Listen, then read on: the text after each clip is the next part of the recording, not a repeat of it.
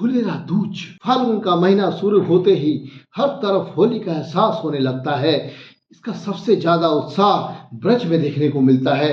जैसे प्रकृति नई अंगारियां ले रही हो, नए नए पौधों पर रंग बिरंगे फूलों की ऐसी झांकियां देखने को मिलती है जैसे मानो प्रकृति करवट ले रही हो और नए उमंग और चेतना से जागृत हो रही हो।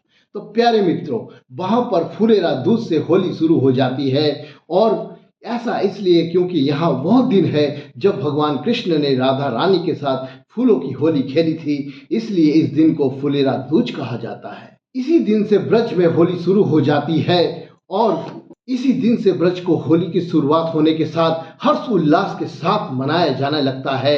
और फुलेरा दूज हमारे हिंदू पंचांग के अनुसार फाल्गुन माह के शुक्ल पक्ष की द्वितीय तिथि की शुरुआत 18 फरवरी 2026 से दोपहर 4:57 से हो रही है और 19 फरवरी 2026 को दोपहर 3:58 पर समाप्त हो रही है।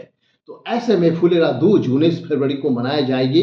इसी दिन से ब्रज में फूलों की होली शुरू हो जाती है। प्यारे मित्रों, तो इसे हिंदू कैलेंडर के सबसे शुभ दिनों में से एक माना जाता है, जो अबूझ मुहूर्त भी कहलाता है। और इसी दिन बिना पंचांग देखे विवाह, मुंडन और गृह प्रवेश जैसे कई मांगलिक कार्य भी किए जा सकते हैं। यह पर्व भगवान श्री कृष्ण और राधा रानी के प्रेम को समर्पित है।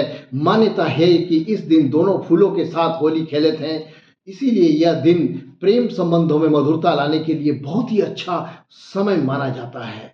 मथुरा वृंदावन में होली का उत्सव इसी दिन से शुरू हो जाता है। मंदिरों को फूलों से सजाया जाता है और भक्त फूलों की होली खेलते हैं। तो यही है फुलेरा दूज।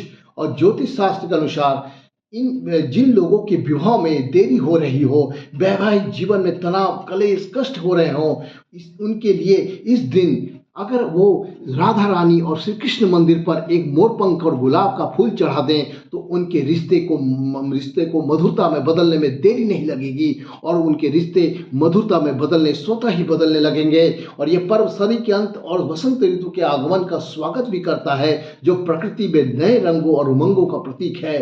इसी दिन से वातावरण में कुछ अधिक सकारात्मकता होती है, जिससे नए व्यवसाय या कार्य की शुरुआत करना बहुत ही शुभ माना जाता है। प्यारे मित्रों, तो मेरे दिए गए जानकारियों के अनुसार अपने जीवन को सफल बनाएं और इसका लाभ उठाएं।